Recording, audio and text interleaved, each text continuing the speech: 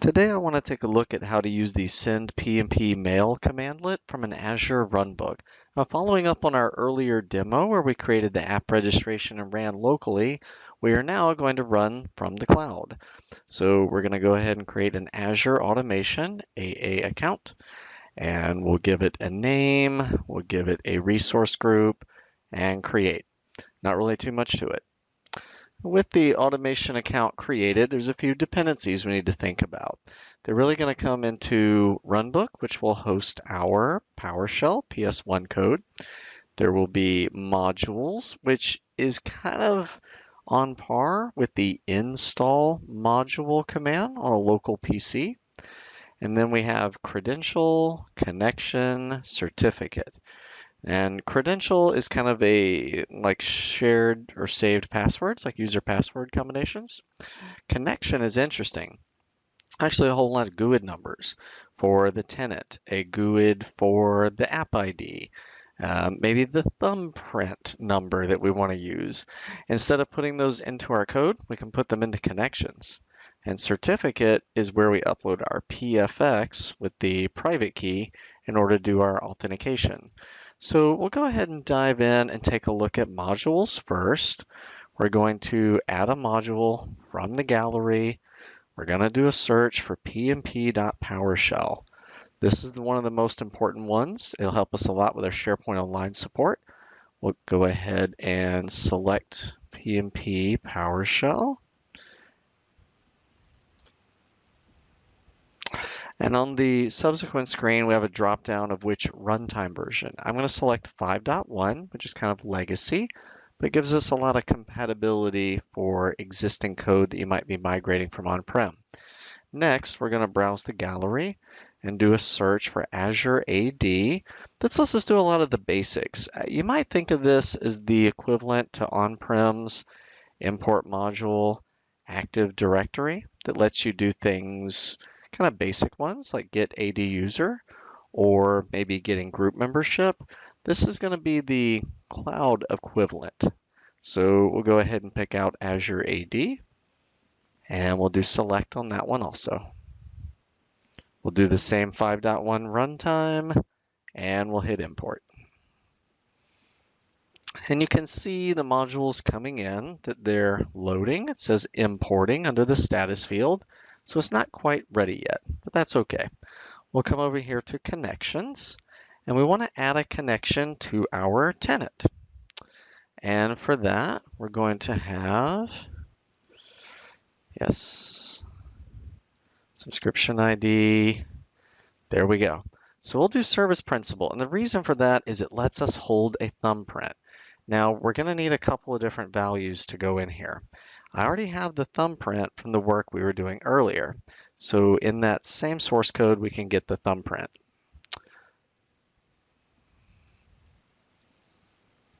All right, so there's our thumbprint. Good. We need the tenant ID and app ID. Now for that one, I'm going to open a new tab to the app registrations.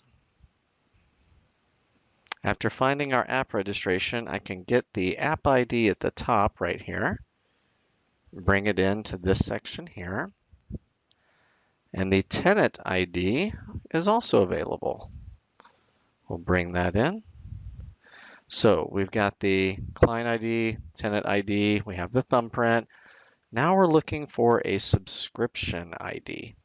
Now subscriptions you can search for, locate. Only have one available. It's the one hosting everything we're on. We'll go ahead and click create. That's a really cool way of saving our connection so we don't have to put those values in every single PowerShell file. You can put them in a central location. And for modules, go check back and see what we have. Looks like Azure AD is still importing.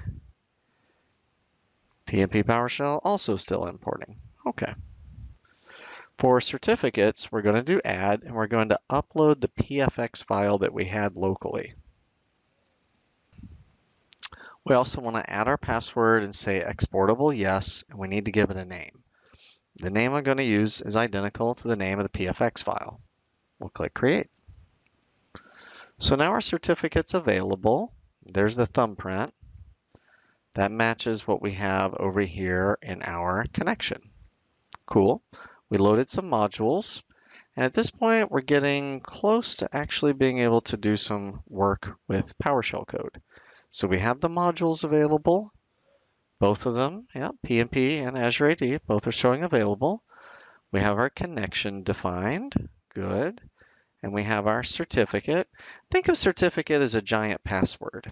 It's just a very long password, and it has that uniqueness to it with the public certificate and then the private key for PFX. But from a developer's viewpoint, of course, it has an expiration date, but it's a more secure way to log in. But we want to really lean on our commandlets to manage that configuration. So if we put the certificate in the right place and we put the thumbprint into connection, it will make our work easier when we come over to creating our runbook. So here we're going to create a runbook for Send-PNPMail. The type will be PowerShell. The runtime is 5.1.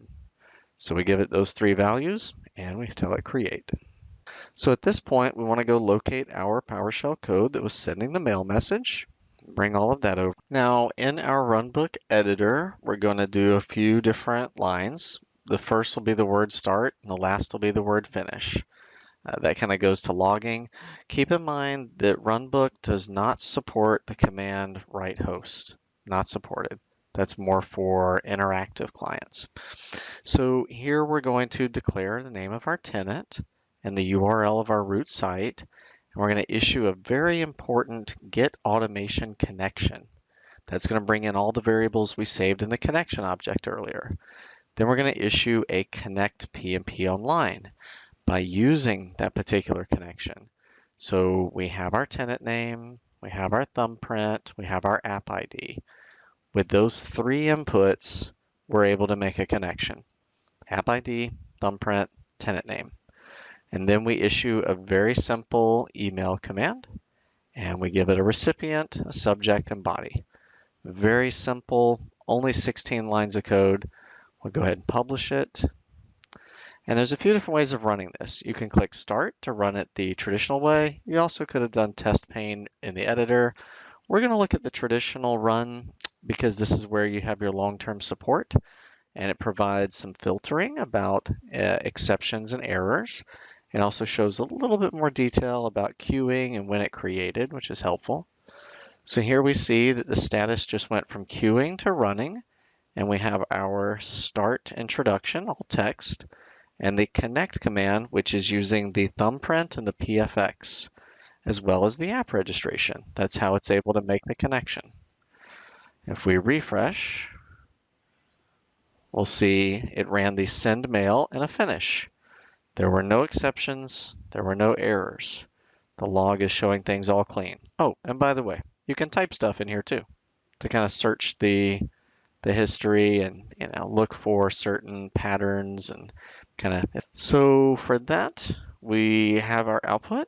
We see our message arrived in the inbox, and we're successfully running the same function from before, the Send-PNPMail, but now this is running 100% cloud. The other one was local only with ISE.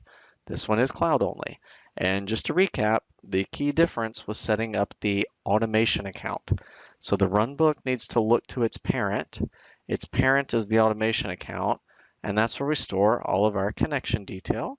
It's where we store our certificate, and it's where we store the modules that we're going to need.